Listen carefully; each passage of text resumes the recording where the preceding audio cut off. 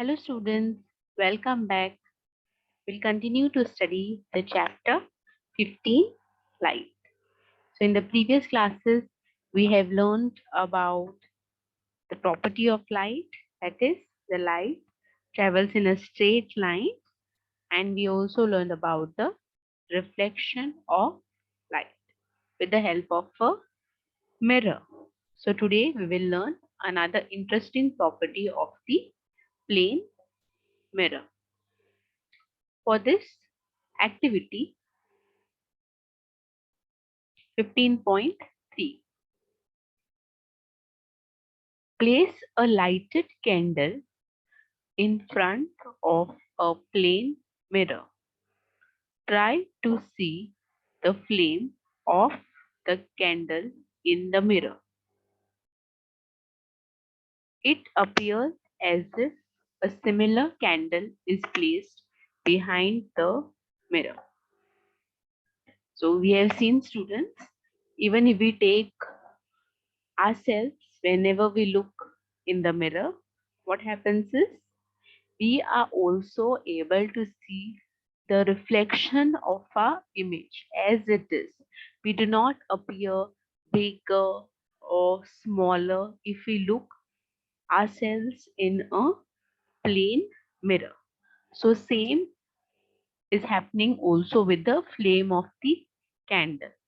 अगर हम कैंडल जला के मिरर के सामने रख देते हैं तो जैसे वो बाहर दिखाई देती है वैसे ही उसका हमें we get to see the image in the mirror also. So the candle which appears behind the mirror is the image of the candle formed by the mirror. So here what we are getting, okay, we call this as the image which is formed by this candle. Okay, the mirror is forming the image of it, and this candle which we are placing outside the mirror, it is called as the object. So the candle is called as the object, and what the mirror is showing us is called as the image. Now move the candle to different positions in front of the mirror. Observe the image in each case. So now what we have to do, here we have placed at this distance, maybe this is at 5 centimeters distance. You vary this distance, maybe you make it 10 centimeters, get this image a little behind, or else you get this image a little front, and you observe and see what happens in each case. They're asking us, was the image upright in each case? Did the flame appear on top of the candle as in the object? Yes, whenever we placed the image, we got the flame of the candle as we have the flame of the candle in the object. So if here it is in the erect position, here also it is erect only. So we call such an image as erect. So an image formed by a plane mirror is erect and of the same size as the object. So with this activity, we know that the property of a plane mirror, the image formed is erect. So if the flame appears on the top of the object of the candle, which is our object, the same we will observe also in our image. That will also be upright position only or in the top position only. Okay, and it is of the same size. So if our candle is 2 centimeters and if we measure the size of the image formed by the mirror, that also will be same size, that is 2 centimeters. Okay, I've just taken an example that the length of the candle be 2 centimeters. Now to know another property of a plane mirror, let us perform another activity, which is activity 15.3. Take a chess board. If a chess board is not available, Draw on a chart paper 64. That is 8 multiplied by 8 squares of equal size. So we have learned, students, the squares and square roots in class 6. So we know that if we multiply 8 with 8, or we say the square of 8 is 64. So in case if we do not have a chessboard this way, we can also draw squares, okay?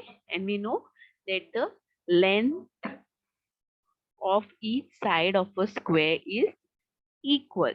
So all the four sides need to be equal and we need to draw some squares. So about 65 squares we need to draw.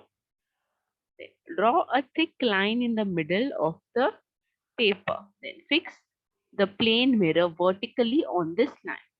So we need to draw this line and then fix this mirror as it is over here. Then place any small object such as a pencil sharpener at the boundary of the third square, counting from the mirror.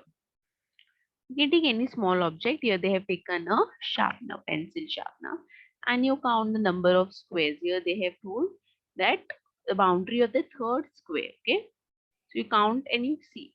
Now note the position of the image. Now see what is happening to the image. Now shift the object to the boundary of the fourth square. Now it is on the third one. Take it here on the fourth one.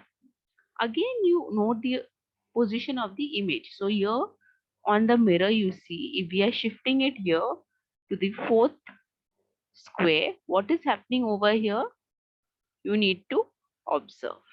Now, did you find any relationship between the distance of the image from the mirror and that of the object in front of it? Yes. What we have seen, if we move this behind, it is also moving. The image is also moving one step behind. So even if we do not have a chessboard and the small object, we can do this activity keeping ourselves. What we can do is we can stand in front of the mirror. Now what I need to do is I can measure the distance between myself and the mirror. We can keep 10 centimeters. So what I do is I stand at 5 centimeters and then I move 2 steps forward. So what will happen? Even my image will move forward. I can see it front. If I move 2 steps behind, then what will happen? My image also will be formed behind.